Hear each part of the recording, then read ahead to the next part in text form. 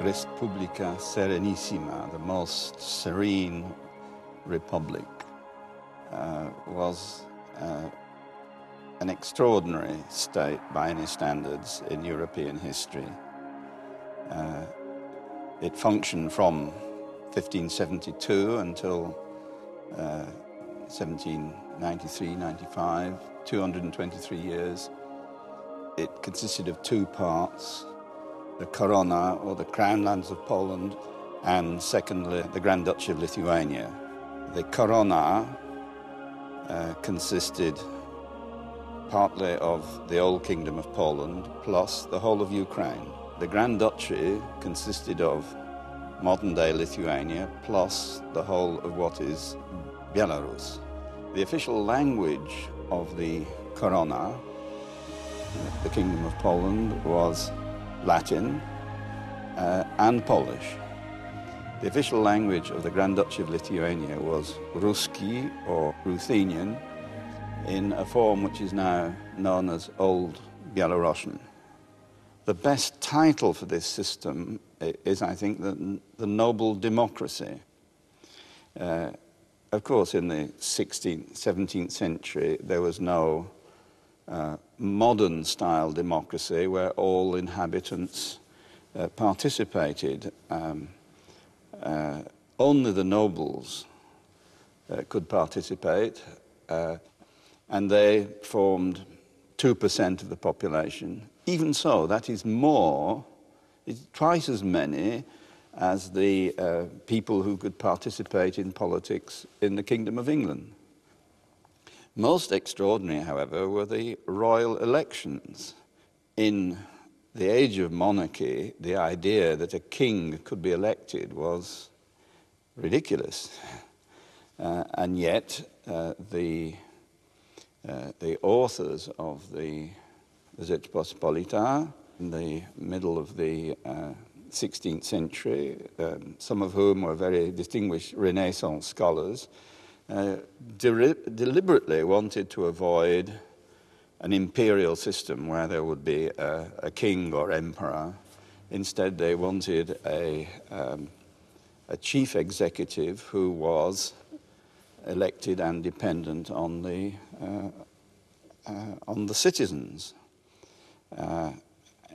In a way, the elected king of this state is a predecessor, perhaps, of the President of the United States. The essence of this state was a multinationality, many languages, many religions, many cultures, many nations. It's absolutely clear that the Rzeczpospolita, the Commonwealth,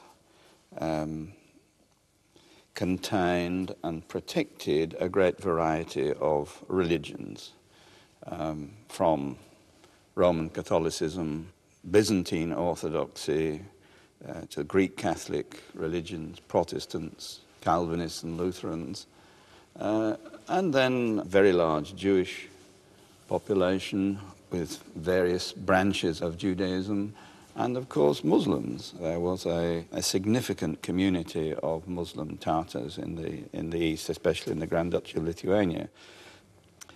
The Rzeczpospolita was born in 1572 in the year of St. Bartholomew's Eve, the terrible massacre in Paris where 20,000 French Protestants were killed.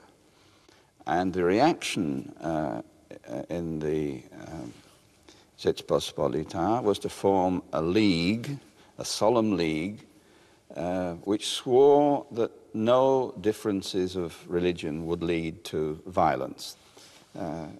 Then in the middle of the 17th century comes the great catastrophe, what is known in Polish as the potop, the deluge, when the Commonwealth was overrun by Swedes, Swedish armies marching up and down, Cossacks from Ukraine, and of course Muscovite armies from the east. In the 20 years between 1648 and 1668, about a quarter of the population was killed. or died through war and plague. The economy of the state was greatly damaged, and even the great Sobieski was unable to rescue the internal affairs of the state. The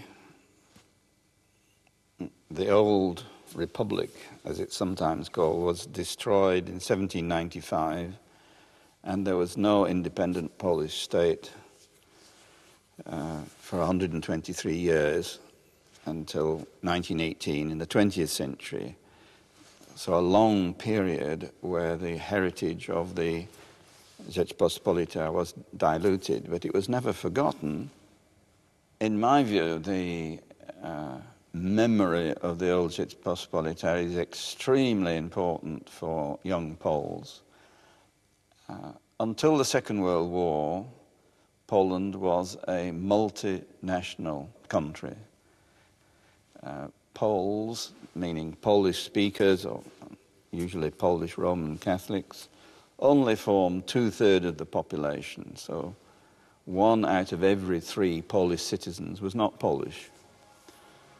And it was very common for people of different nationalities, different religions, different cultures to mix.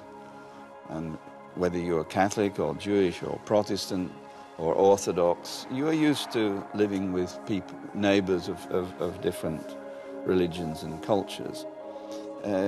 This was artificially changed during the Second World War. The Jewish population was killed by the Nazis.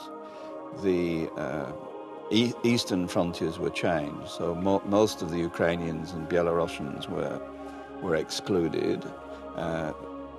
The Germans in Western Poland were expelled, and modern contemporary Poland is artificially Polish. It's the most ethnically homogeneous country in the whole of Europe, and it's very unnatural.